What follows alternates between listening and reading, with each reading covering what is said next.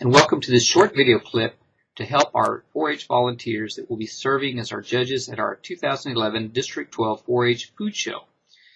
I hope you will find the information in this presentation useful in your preparation to serve as one of our judges. The 2011 District 12 4-H Food Show will take place on December the 4th, 2010 in Falfurrias, Texas. So as a judge for the intermediates and juniors, what are we judging? We're judging two basic areas within the entire event. We're judging the interview itself, as well as the food that the contestants will be exhibiting. So let's get into that a little bit more. Let's look at the interview. In the interview, we're going to evaluate their knowledge and skills in the following areas. We're going to evaluate their knowledge and skills as it relates to my pyramid. How much do they know about the food groups? What is the range of servings within that 2,000 calorie plan? What are daily servings for each of the food groups, and for them to be able to give one example of each. We also look at their knowledge of nutrition, specifically the key nutrients from their recipe, not from some other recipe. They should be able to know what the key nutrients are from their own recipe.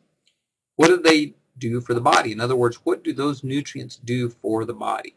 Do they help build bone? Do they help build muscle? Do they fight certain types of diseases, antioxidants, or whatever the case may be?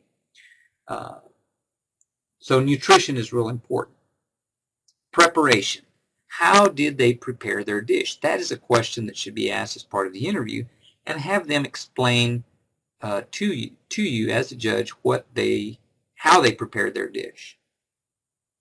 Personal appearance. Of course, this is part of any type of interview or being able to communicate with others. They should be neat and well groomed, and they should demonstrate the use of basic food safety and handling techniques. They're going to serve a portion of their dish as part of the interview, so you need to observe and make sure that they're using basic food safety and handling techniques in that process. And then, of course, the communication, speaking clearly about something that they've learned. So in the knowledge and skill area, the juniors and intermediates is much different than it is for the seniors. It's very specific in the types of questions and the information you should be looking for. In terms of the food exhibited, we want to look at quality, and we want to look at the presentation. In terms of quality, the texture of the food, the temperature. Now, considering that food may be sitting there waiting to be judged for some time, you've got to give that a little consideration. You may not get a steaming plate of, or a steaming bowl of soup because it's been sitting there for 30 minutes without anything to keep it warm. So be sure to give that some valuable consideration. The color, the aroma, and the appearance. Now keep in mind that the quality of the food should not be a personal preference. If, for example, you love freshly baked bread, and someone brings in freshly baked bread, that's great, but that should not take preference over some other dish that is equally of equal quality. Okay, so make sure and try and keep those personal preferences, especially in this area, out of your evaluation. Now the presentation. When we say presentation, we're talking about how they actually prepare the dish on the platter, how they arrange the food on the platter or the dish or the bowl as they present it to you. And of course, garnishing. So let's look at the scorecard as it relates to the junior and intermediates participating in the food show. Here's an idea of what is on the scorecard, and you'll see that it's very similar to what we just talked about.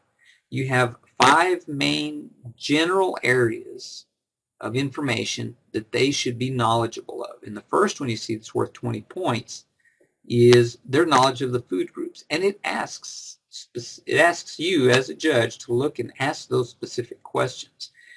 Tell me the number of servings needed daily from each of these food groups and give me an example of each. All of that's worth 20 points. What are the key nutrients that you would get from this recipe, and what do they do for your body? If the recipe doesn't include something out of the food group, then they shouldn't be asking them what nutrients some ingredient that's not in their recipe provides. You should focus specifically on these questions. How did you prepare your dish? Now, certainly that's a very broad question, and you can look at ways to maybe expand that, assuming that there is a little bit of time. Personal appearance. They should be neat, well-groomed. They use basic food safety handling techniques. And then, of course, the last part of the interview is the effectiveness of the communication. Sharing with you something that they've learned in the Foods and Nutrition Project. What you'll see here is, and the important thing to note about juniors and intermediates, there is not a specific presentation that they give.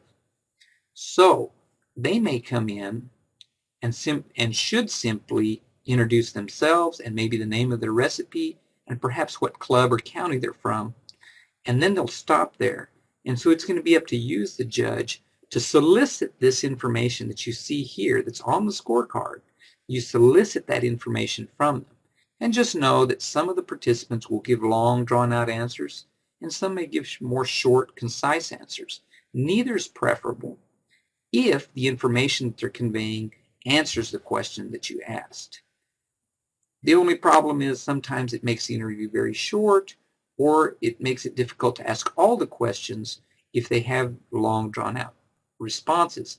So you may need to use care and judgment in trying to monitor time and monitor the way they respond in a way that you can ask them all the questions. You don't want that young person leaving the interview and you only had the opportunity to ask them about the food groups. Okay? So you're going to have to judge and use kid gloves, so to speak, to curtail long responses. Maybe ask them a more specific question. How many food groups are there? Tell me the names of the groups. And be very specific with your questions so that you can draw that information out if the individual gives long answers. Now, the individual that gives short answers is the opposite is true.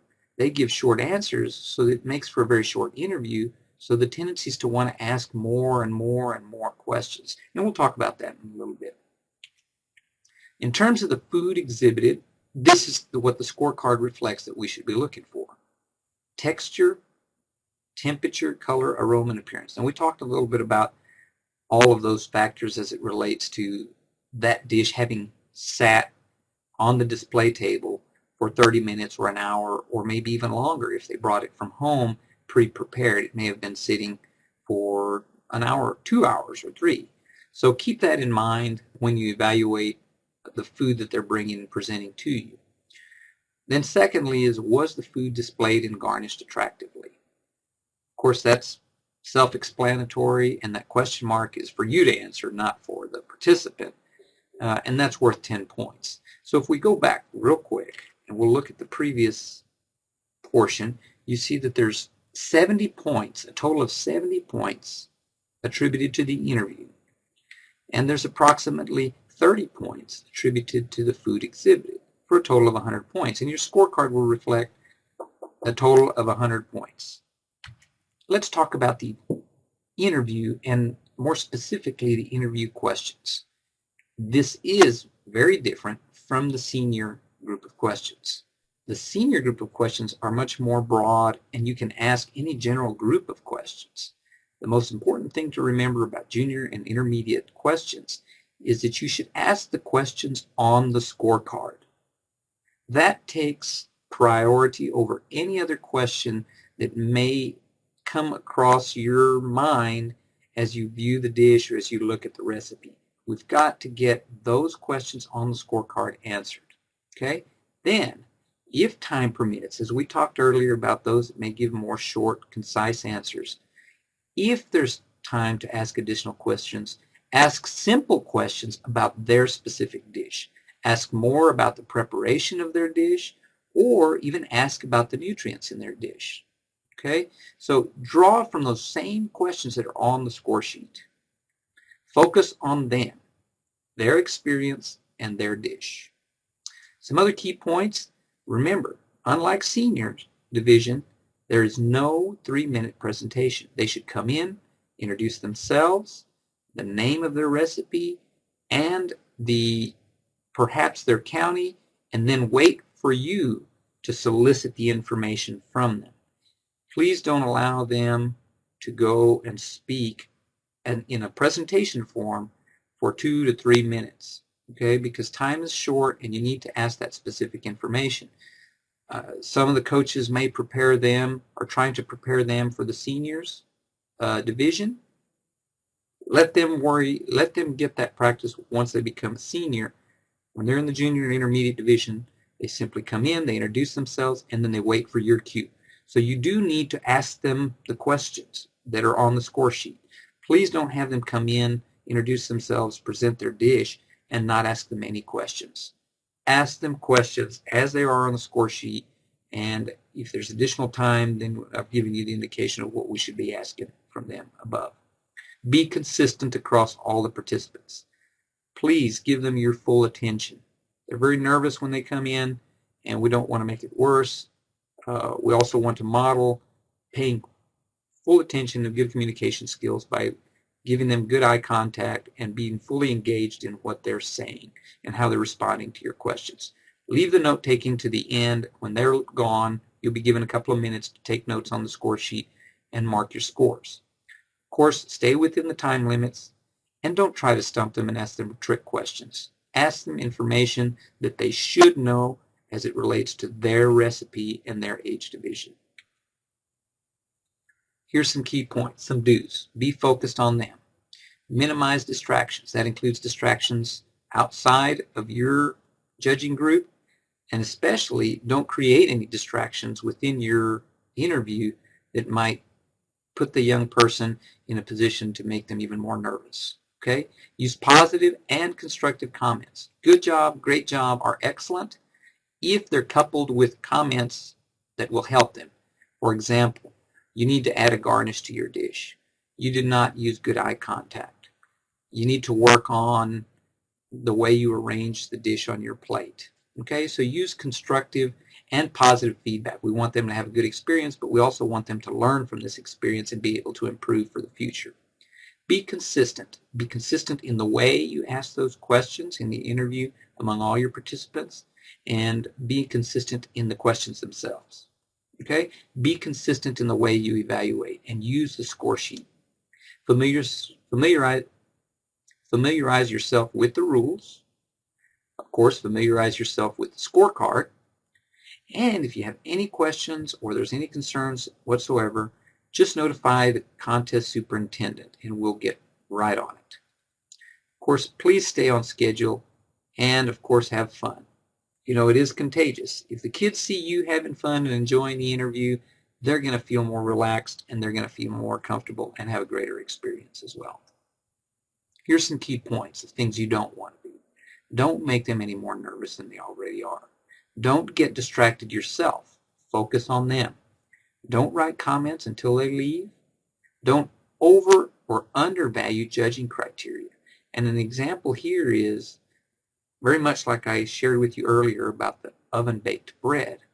Simply because someone brings a dish that's something that you particularly like, or it's presented in a way that is really good, don't place any greater value for that particular judging criteria than what the score sheet calls for. If that's worth 10 points and they did a fantastic job, then give them 10 points, but don't make it worth more than 10. Don't let personal preferences prevail. Okay? We're not judging our personal preferences, we're judging their knowledge and their skills and the food in the food and nutrition project. Of course, a no-no, don't taste any of the food. We don't know how long it's been sitting out or what's in it outside of the recipe that might lend itself to some foodborne illness, and we don't want that. So please don't taste any of the food, even though they're going to serve you a portion or a serving. And of course, don't forget, this whole contest is about them. So help make it about them. 2 final points: be there early, and of course, wait until the results have been completed before you leave. And finally, I just want to say thank you to you for being a 4-H volunteer and helping make this program the great program that it is in developing these young people. If you have any questions about any of the information presented here, please don't hesitate to contact us at d124h@ag.tamu.edu or visit our website at http://d124-h.tamu.edu. Thank you and have a great day.